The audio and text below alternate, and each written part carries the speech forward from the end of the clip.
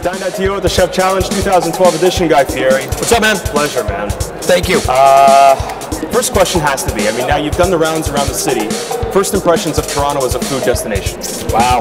It's funny you ask that. I have been saying this since about the first time we talked about this. You know, we started doing research about 6 months ago, and really my research team digs in.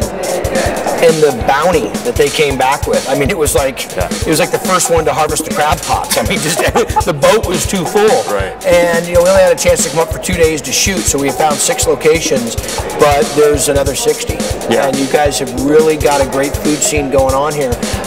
You guys, great people up here. I mean, I love the United States. I love the tour, but every time I come to Canada, I've had such really great experiences. We shot Vancouver, amazing. This up here, this will not be our last visit here. Okay. I can assure you that. That's great, right? But please, you know what you need to be doing? Someone's got to be blowing this up down in the States and saying, come to Toronto, the food scene's out of bounds. Yeah. Well, what are your favorites? I mean, you've been around now for a day. You can't say that. You can't say what's your favorites because it's like, what's your favorite kid? Right. Let me tell you, you got some mom and pop joints. Right. You got some young chefs. You got a hipster attitude towards food. You got some really, you had asked me about stockyards before we came on. Here's a guy that has a passion about doing smoked meats. Here's a guy that wants to have a smokehouse. So he studies it. Right. He learns it. He practices it. He does it at home, and then he says, forget it. It's gone. I'm going. Right. I'm jumping in. Right. And the fried chicken the dude is doing is out of bounds. The bacon the dude is doing is, I mean, he made a fried green tomato sandwich with bacon that was bananas. Is there anything that doesn't go with bacon, though? You could have said that about anything. I've had bacon there's good bacon and there's bad bacon. Right. And the reality is you still eat both. Right. But the bacon this dude's making. Right. The bacon this dude's making. But really, I'm going to tell you, you're just really blessed, and it's a great community of chefs. You have 5 superstar Food Network chefs here today doing the fundraiser. Right. Michael Smith over there, I mean, the guy wrote the book. Right. And to see the money and the awareness that's being raised to help fight cancer in Mount Sinai just is amazing. And that's your inspiration for coming up here to take part of this event. Well, I got invited to come to the event. Unfortunately, the most heartbreaking moment of my life, I lost my little sister to cancer a year and a half ago. The only way that I can find to cleanse that, to work on that pain, is to help other people. You know, I know what it feels like, and it's a very lonely time, it's a sad time, and I was surrounded by great people and great resources, and we need Mount Sinai. We need awareness. We need self-testing. We need financial support. We need all of it. And I look at these families that don't have that, and it really breaks your heart because it's already tough enough to go through. And so when I was invited to come up to host this event and knew the chefs that were going to be here and all the people, I mean, anybody that you see in a chef coat, these folks had to raise money to participate. I mean, it's just such a beautiful thing. So it's not just about the money, it's about the energy and the awareness and the positive message that's being sent. And people that got cancer and families that are going through it, that's what they really need. Not just the money, they need that love.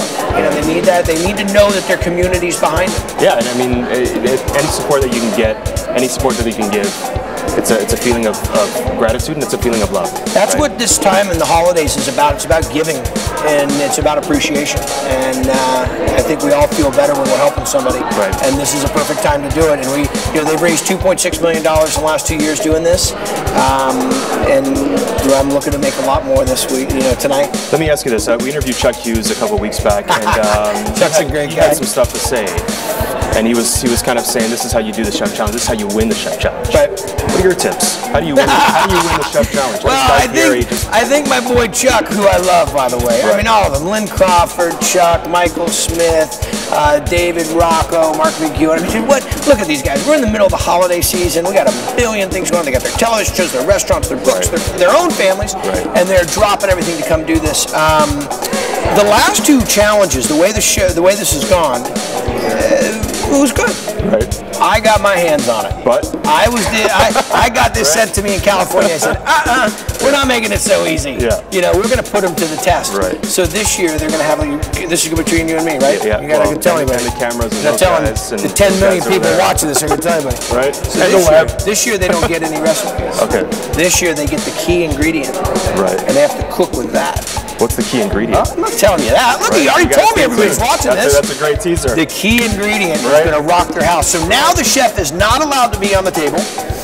Oh, wow. He's got to stand back, and his 10 disciples are going to do the work. You mean to tell me that a chef is going to just relinquish all control and just Oh, baby. That's the chef challenge right there. Oh, baby. One last question. Yeah. Restaurateur, author, superstar.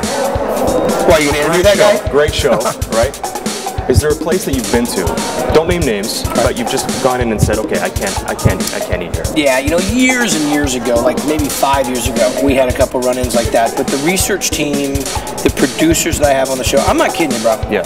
When I tell you how disciplined, how focused, how organized, how amazing my crew is on Diners, Drive-Ins, and Dives, it's like a quarterback that has got, you know, 15, I don't know if you're a big football fan, but he's got, you know, 15 dudes that weigh 500 pounds apiece. I mean, I stand back and just throw bombs all day long, but you know, throw touchdowns because I've got amazing people. So no, we don't run into it anymore.